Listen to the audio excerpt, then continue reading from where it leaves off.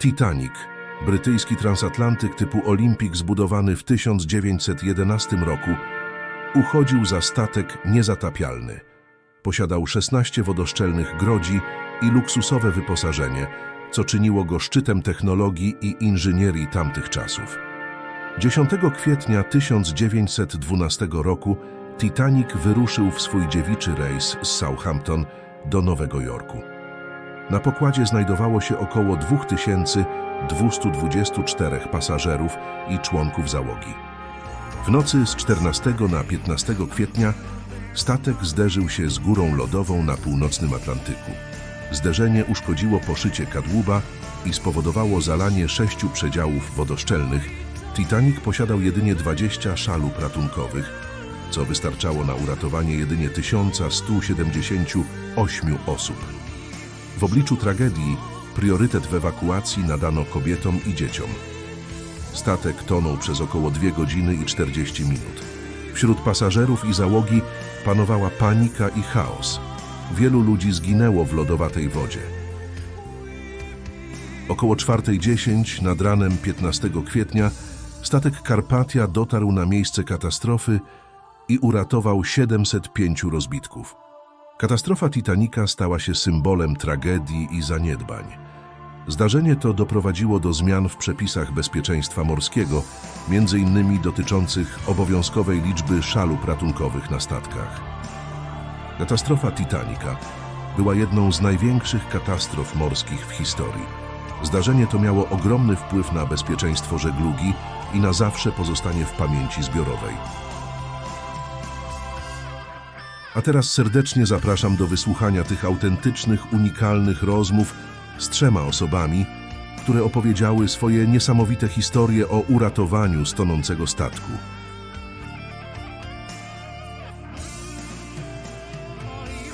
Pani Manning, gdzie była pani, kiedy statek uderzył w górę lodową? Byłam na krawędzi schodów. Imigrowałaś do Ameryki? Tak, przyjechałam tu do mojej siostry. Jeśli mogę zapytać, ile wtedy miałaś lat? W październiku miałam skończyć 17 lat.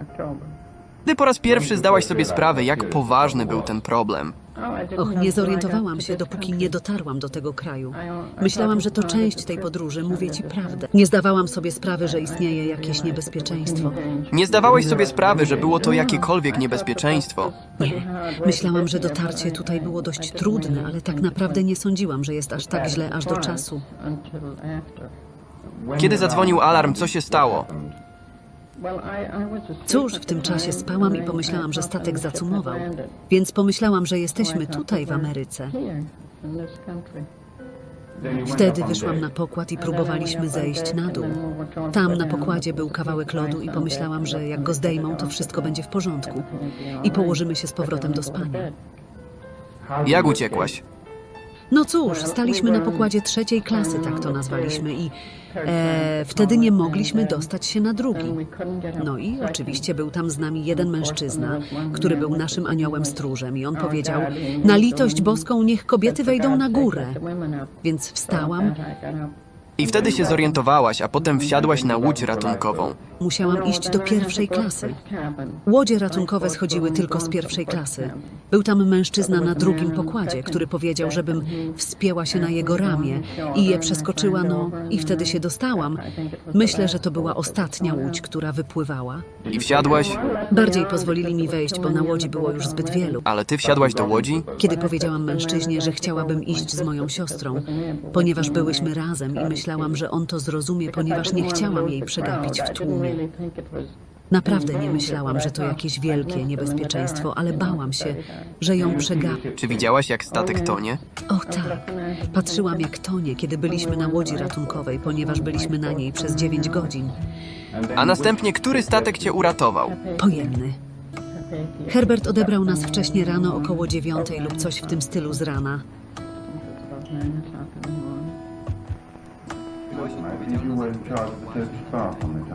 Tak było. A gdzie byłaś, kiedy góra lodowa uderzyła w statek? Byłam w łóżku. Kiedy po raz pierwszy zdałaś sobie sprawę, że coś jest nie tak? Well, naturally the fire broke us up, and Ja weszłam do małego przejścia i tam spotkałam drugiego stewarda, którym był pan Wood. I on powiedział, cholera, załóż coś na siebie i idź na pokład. Zapytałam, co się dzieje. On powiedział, że nie wie. Więc oczywiście wszyscy wstali, ja miałam na sobie płaszcz oraz nitro. No i wyszliśmy na pokład. Wszyscy byliśmy okropnie przerażeni.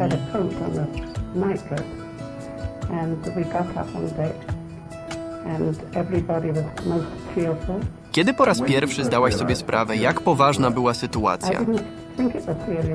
Nie sądziłam, że to jest poważne, ponieważ nie wydawało mi się to możliwe, żeby taki duży statek dało się zatopić. I wszyscy byli zajęci. Opuszczali łodzie ratunkowe. A załoga była wspaniała. Wszyscy byli rozochoceni. Jak uciekłaś? W ostatniej łodzi ratunkowej i nie chciałam iść. A potem oczywiście zdałaś sobie sprawę, że sprawy były bardzo poważne. Tak zdałam. Czy widziałaś, jak statek tonie? Tak bardzo szybko. To musiał być najbardziej dramatyczny widok. To dlatego, że mogłaś po prostu zobaczyć światła gasnące coraz bardziej. Czy słyszałaś grającą muzykę? Tak było. Do końca słyszałam ich grających, wierzą. Ty jesteś moim Bogiem dzisiaj. I spotkałam starszego stewarda i powiedział, że liczy na dobroć Boga.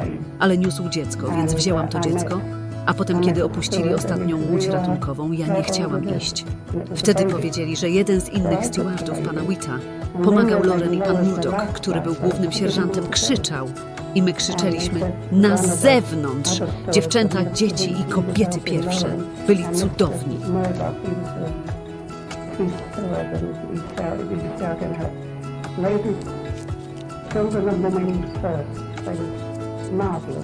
I zabrałaś dziecko?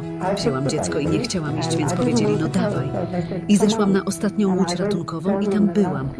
Myślę, że z 72 osobami. No i można było słyszeć trzask lodu po bokach łodzi. Widziałaś lód wszędzie wokół ciebie? O tak, rozbijał się, przy czym głos oceanu brzmiał jak najłagodniejszy przeciwnik. I byłaś na wodzie, zanim nie zjawił się statek? Tak, to było za dnia. A potem zostaliśmy zabrani do Nowego Jorku i na Laponię, skąd przywieziono nas z powrotem do Plymouth. Ocalałych, którzy musieli wrócić, więc potem oczywiście zostaliśmy tam jeszcze trochę i zostaliśmy zabrani do Southampton. Then of course we was kept there a little while and then brought on to Southampton. Bo to było bardzo smutne, ponieważ każdy myślał, że zna kogoś, kto zginął. A ja miałam tylu przyjaciół na pokładzie i nie mogłaś im nic powiedzieć. Nie było żadnego wpływu. To było tak, jakby zablokować hamulce w samochodzie. I to było wtedy, gdy ona przestała. Mieliśmy otwarte okno i wyjrzałem na zewnątrz. A niebo było czyste, gwiazdy świeciły, a morze było martwe, spokojne. I myślałem, że nie wiem. Nie mogłem zrozumieć tego. Więc wyszedłem z mojej kabiny i pomyślałem, że pójdę do przodu, no i poszedłem do przodu. I wyszedłem na pokład po stronie sterburty i wtedy zobaczyłem lód na pokładzie. Nie było żadnego znaku góry lodowej, ponieważ nas minęło. A światła świeciły na wodzie z iluminatorów. Brak oznaku uszkodzeń powyżej linii wody. I oczywiście to, co się stało, poślizgnęliśmy się na wierzch góry lodowej. I mimo, że statek miał być niezatapialny z podwójnym dnem, góra lodowa przecięła je od strony zewnętrznej.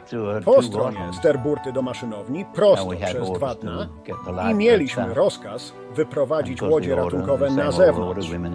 Ponieważ rozkaz ten sam, stary rozkaz, kobiety i dzieci, wyprowadziliśmy łodzie ratunkowe i stopniowo je zapełnialiśmy. Pierwsze łodzie odpłynęły na lewą stronę burty.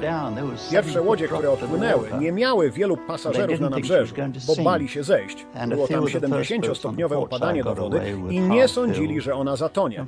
No i kilka pierwszych łodzi na lewej burcie odpłynęło z połową załadunku. Nie zapomnij. Mieliśmy 16 łodzi ratunkowych, no i każda z nich pomieściła 50 osób. I gdyby były wypełnione, moglibyśmy uratować 800 osób, podczas gdy uratowaliśmy tylko 500. Więc możesz sobie wyobrazić, że było wiele wolnych miejsc w pierwszych łodziach ratunkowych. Następnie dostałem rozkazy, aby pójść do magazynu z grupą mężczyzn i zdobyć wszystkie herbatniki, jakie tylko znajdziemy. Kiedy wróciliśmy na pokład łodzi, nie mogliśmy zbliżyć się do łodzi ratunkowych. Niektórzy ludzie próbowali się wcisnąć, ale zostali odepchnięci. Do tego czasu statek przechylił się bardzo na lewą burtę i nie mogliśmy opuścić łodzi na prawej burcie. Ale zanim założyłem kamizelkę ratunkową, spotkałem młodą parę. Mogę ci powiedzieć jej imię. To była pani Clark. Spędzili swój miesiąc miodowy we Francji, a my zabraliśmy ich w Sherbergu. Ona miała problemy z kamizelką ratunkową, więc ją naprawiłem i powiedziałem, że lepiej wejdzie do łodzi ratunkowej, a tam była jedna. Więc powiedziała, nie chcę tam iść, nie wierzę mojemu mężowi. Więc powiedziałem, że to tylko środek ostrożności. Wejdziesz, twój mąż pójdzie później. I odciągnąłem ją, to było to, a potem położyłem swoje własne życie na szali. Później przyszli pasażerowie trzeciej klasy, było ich 700 i zalewali pokłady i wypełniali pokłady. I pomyślałem, że dobrze zrobiłem. And I thought, well, I'd done all I possibly could. Wszystko, co tylko mogłem, zrobiłem, żeby im pomóc. Ile tylko mogłem. No i pomyślałem, że teraz pójdę w górę i wyjdę z tego zamieszania i pójdę na pokład rufowy. No a potem statek zaczął tonąć i nagle się podniósł bardzo szybko. I można było usłyszeć wszystko roztrzaskujące się dosłownie. Wszystko, co było ruchome, odchodziło przez nią, a potem zeszła i wydawało się, że wychodzi znowu. A więc pomyślałem, że teraz wyjdę z Ruti. Trzymałem się deski, mieliśmy dwie deski, jedna po lewej, druga po prawej, na których było napisane trzymać się z dala od ostrzy Bella. Więc i trzymałem się jednej z nich, a wchodziłem coraz wyżej i wyżej tam, no i pomyślałem, że dobrze. Teraz pójdę, pomyślałem i wpadłem. Miałem lekką konstrukcję na sobie. Ringe uderzyłem w wodę z potężnym trzaskiem, na całe szczęście w nic nie uderzyłem. Kiedy wpadłem, tam były ciała, wszędzie ciała. No a potem spojrzałem w górę na Titanica, więc śmigła były całkowicie nad wodą. Ster również był całkowicie nad wodą i mogłem zobaczyć dno, no a potem przyznaję, że zatonęła i to było ostatnie Titanic.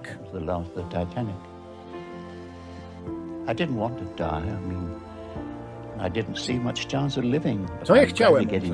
Chodziło mi raczej o to, że nie widziałem dużych szans na przeżycie, ale stopniowo zamarzałem. I przez łaskę Bożą natrafiłem na tratwę ratunkową i wciągnęli mnie na nią. Na dnie był martwy strażak, a w łodzi było około stopy wody. Był tam inny mężczyzna, który próbował, wydawało się, że próbuje uciec od tego. Znów nie wiem, co mu dolegało, a oni go związali, przywiązując go do czegoś, a reszta to były kobiety i dzieci. A ja usiadłem na miejscu i obok mnie siedziała pani Clark, dziewczyna, którą umieściłem na tratwie ratunkowej. I one, pierwszą rzeczą, którą powiedziała, to gdzie jest mój mąż? Czy widziałam swojego, czy widziałeś mojego męża? Więc powiedziałam, że nie, ale spodziewam się, że będzie w porządku. Tak czy inaczej, była w dość złym stanie wtedy, jak możesz sobie wyobrazić, prawie zamarznięta i owinęła mnie wokół siebie płaszczem. Miała jakiś rodzaj koca lub płaszcza. W każdym razie myślę, że prawdopodobnie uratowała mi życie. Nie wiem, ale ja uratowałem jej, co myślę, że mogłem zrobić. To zrobiłem i ona uratowała moje. No i potem pierwsze światło, przypłynęła Karpatia. Karpatia miała około 7000 ton i zmierzała na Morze Śródziemne całkowicie załadowana. Carpathia was about 7,000 tons, and they were going to the Mediterranean, absolutely loaded. Już zabrali nas wszystkich na pokład. Zabrali nas do Nowego Jorku. To było, to wierzę, że nawet masz zegarek, który miałeś na sobie wtedy, gdy wpadłeś do wody. Tak. Ale ja nie mogłem sobie pozwolić na nic lepszego w tamtych wczesnych dniach. Oto jest, to pokazuje 20 po 12, która była godzina. Kiedy wszedłeś do wody, kolego, myślę, że było około 2. No i myślę też, że było zamrożone, jak ja byłem. Myślę, że trwało to około 20 minut w wodzie. Czy mówienie o tym incydencie przeszkadza ci, jak dzisiaj byłeś? Mówiąc o tym, prawdopodobnie powinienem marzyć o tym. A dziś wieczorem mieć kolejny koszmar, pewnie myślisz, że jestem za stary na to, ale będziesz zdziwiony. Leżysz w łóżku w nocy. No i cała ta sprawa znowu się powtarza. Zachęcam do zostawienia like oraz subskrypcji. Pozdrawiam i do zobaczenia, Mateusz Żuławski.